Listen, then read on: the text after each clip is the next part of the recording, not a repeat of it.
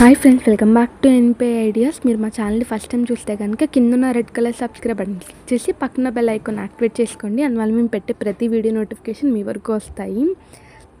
ఈరోజైతే మనం ప్రాన్ బిర్యానీ ఎలా తయారు చేయాలో చూసేద్దాము. అండ్ ట్రస్ట్ మీ, ఇదైతే చాలా టేస్టీగా వస్తుంది. అండ్ బిర్యానీ చేయడానికి చాలా మెథడ్స్ ఉన్నాయి, బట్ ఇది ఒక మెథడ్. ఇప్పుడైతే మనం ప్రాన్స్ని మ్యారినేట్ చేసుకోవడానికి ఉప్పు, కారం, పసుపు, మసాలా వేసుకుని కొంచెం ఒక 15 మినిట్స్ పాటు పక్కన పెట్టుకోవాలి. తర్వాత 15 మినిట్స్ అయిపోయాక స్టవ్ మీద పెట్టుకుంటే మనకి వాటర్ ప్రాన్లో నుంచి అలా వస్తాయి. అవి వచ్చినవి ఇంకిపోయేంత వరకు కూడా, ఇలా మనకి వీడియోలో చూపించినంత వరకు కూడా బాయిల్ చేసుకోవాలి. తర్వాత 2 గ్లాసెస్ ఆఫ్ బాస్మతి రైస్ని అయితే నేను ఇక్కడ నానబెడుతున్నా. మనం బిర్యానీ చేసుకుని ఒక 30 మినిట్స్ ముందు అయితే నానబెట్టుకుంటే మనకి బిర్యానీ మంచిగా వస్తుంది. తర్వాత మీరు బిర్యానీ చేసి ఒక వెసల్ తీసుకుని, నేనైతే ఇక్కడ కుక్కర్లో చేస్తున్నా. 3 టేబుల్ స్పూన్ ఆఫ్ ఆయిల్ అయితే వేయాలి. ఆయిల్ వేసి ఒక ఆనియన్, 3 పచ్చిమిరపకాయలని కట్ చేసుకుని గోల్డెన్ బ్రౌన్ వచ్చేంత వరకు వేయించుకోవాలి. అంతట్లో మనం బిర్యానీ అయితే చూసేద్దాం. ఇక్కడ అన్నీ రెండుగా అన్నీ తీసుకున్నాను బిర్యానీ మసాలా. తర్వాత మనకి ఈ గోల్డెన్ బ్రౌన్ కలర్లో వచ్చేసినాయి కదా, ఆ మసాలాలన్నీ కూడా వేసేద్దాం. వేసేసి మంచిగా రోస్ట్ చేసుకోవాలి. తర్వాత దీనిలో అల్లం వెల్లుల్లిపాయ పేస్ట్ ఒక 2 టేబుల్ స్పూన్ అయితే వేస్తున్నా.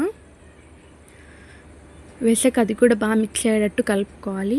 అయితే ఇప్పుడు బిర్యానీ మసాలా వేస్తున్నా. ఒకవేళ ఈ బిర్యానీ మసాలా మీరు వేయకపోతే కనుక, మనం ముందు తీసుకున్న బిర్యానీ సరుకులు ఉన్నాయి కదా, అన్నీ ఇంకొంచెం ఎక్స్ట్రాగా తీసుకుని వేయండి. ఇక్కడ ఈ పౌడర్ వేస్తున్నా కాబట్టి నేను అక్కడ మసాలాలు కొంచెం తక్కువ తీసుకున్నా. తర్వాత మనం 2 గ్లాసులు బియ్యానికి 2 గ్లాసులు వాటర్ పోసేయాలి.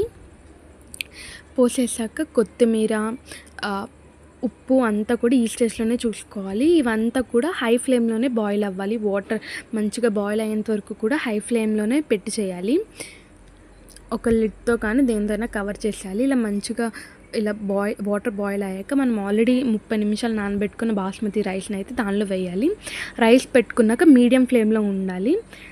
ఆవిరంతా బయటకు వెళ్ళకుండా ఒక ప్లేట్తో కానీ లిడ్తో కానీ కవర్ చేయాలి.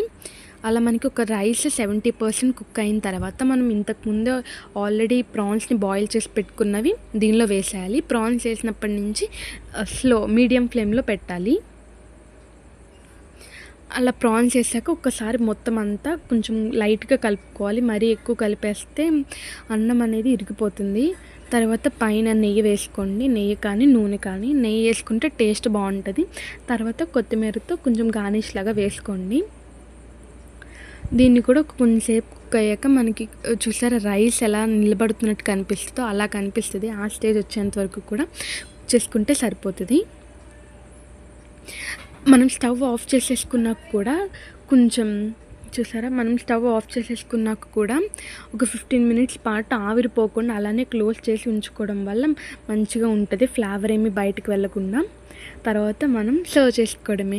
ఈ రెసిపీ కానీ మీకు నచ్చినట్లయితే లైక్ చేయండి, షేర్ చేయండి, కమెంట్ చేయండి. Thank you for watching this video. Bye bye.